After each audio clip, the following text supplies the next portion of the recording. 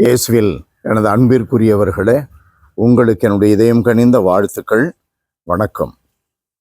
அன்பானவர்களே, இன்றைக்கு ஆண்டவர் இயேசுவை பற்றி நாம் சிந்திக்க கொடுக்கப்பட்டுள்ள பகுதி மத்தேயு நற்செய்தி 8வது அதிகாரம் 1-4 முடிய. ஆண்டவர் இயேசு மலையிலிருந்து இறங்கி வருகிறார். அப்பொழுது திரளான மக்கள் அவரை பின்தொடர்கிறார்கள். அப்போது தொழுநோயாளர் ஒருவர் அவரை வந்து பணிந்து, ஐயா, நீர் விரும்பினால் எனது நோயை நீக்க உம்மால் முடியும் என்றார்.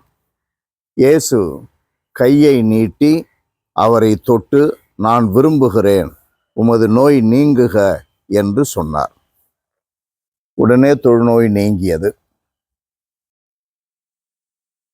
நீர் விரும்பினால் உம்மை குணமாக்க முடியும் என்றால் அதனுடைய பொருள், நான் என்னென்னமோ பச்சளை எல்லாம் போட்டு பார்த்தேன், என்னமோ தைலம்லாம் பூசி பார்த்தேன், மருத்துவர்கள் எல்லாம் பார்த்தேன், என்னால் முடிஞ்சதெல்லாம் செய்தேன், அதற்கு மேலே என்னால் முடியலை, குணமாகலை.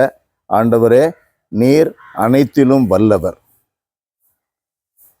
உம்மிடம் எல்லா வல்லமையும் உண்டு, மனிதர்களால் முடியாது, கடவுளால் எல்லாம் முடியும் என்று நான் நம்புகிறேன். இவைகளெல்லாம் உள்ளடக்கிய வார்த்தை தான் நீர் விரும்பினால் உம்மால் குணமாக்க முடியும்.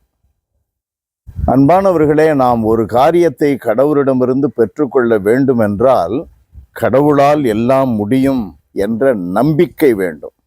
அதையும் ஒரு முயற்சியாக எடுத்துக்க கூடாது. கடவுளை நம்புறதையும் வேளாங்கண்ணி போய் வேண்டி பார்ப்போமே அப்படின்னு ஒரு முயற்சியாக எடுத்துக்கூடாது. அது மட்டும்தான் அங்கே எனக்கு எல்லாம் கிடைக்கும், கடவுளிடமிருந்து எல்லாம் எனக்கு கிடைக்கும் என்ற முழு நம்பிக்கை வேண்டும். ஒன்று. இரண்டாவது, அன்பானவர்களே, ஆண்டவர் சொல்லுகிறார், இந்த ஆண்டவருடைய நன்மைகளை பெற்று அனுபவிக்கும் பொழுது நாம் 2 காரியங்களை செய்ய வேண்டும். ஒவ்வொரு காரியத்திற்கும் ஆண்டவர் ஒரு குறிப்பாக ஒரு போதனையை கொடுக்கிறார். 2 காரியங்களை செய்ய வேண்டும். ஒன்று, சான்று பகர வேண்டும். உன்னை குருவிடம் காட்டி குணமானதற்கு சான்றாக காணிக்கை செலுத்த வேண்டும்.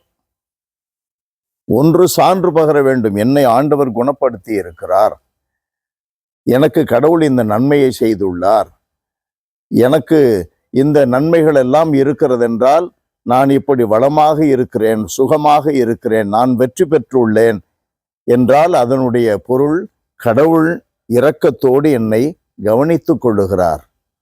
அது ஒன்று. அதை சொல்ல வேண்டும்.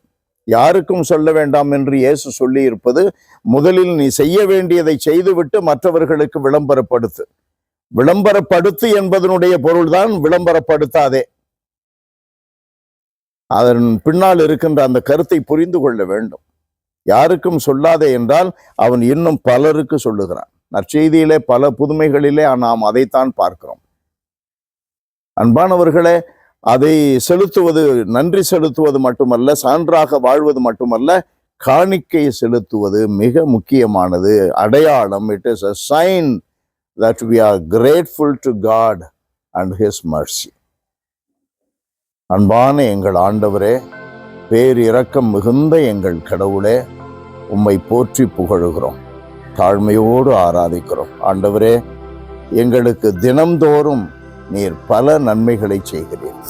ஆபத்துகள், விபத்துகள், அசம்பாவிதங்களிலிருந்து காக்கிறீர், நோய்களிலிருந்து விடுவிக்கிறீர், மன அழுத்தங்களிலிருந்து விடுதலை தருகிறீர், எங்களுக்கு மனதில் அமைதியை கொடுக்கிறீர், குடும்பத்தில் அமைதியை கொடுக்கிறீர், உம்மிடமிருந்து எல்லா நன்மைகளும் கிடைக்கும் என்ற உண்மையை வெளிப்படுத்துகிறீர். நன்றி செலுத்துகிறோம். எங்களுடைய நன்றியின் அடையாளமாக ஆண்டவரே, எப்பொழுதும் உமக்கு காணிக்கை செலுத்த எங்களுக்கு கற்றுத்தாரும். இயேசுவின் நாமத்தில் ஜெபிக்கிறோம் பிதாவே. ஆமென், ஆமென்.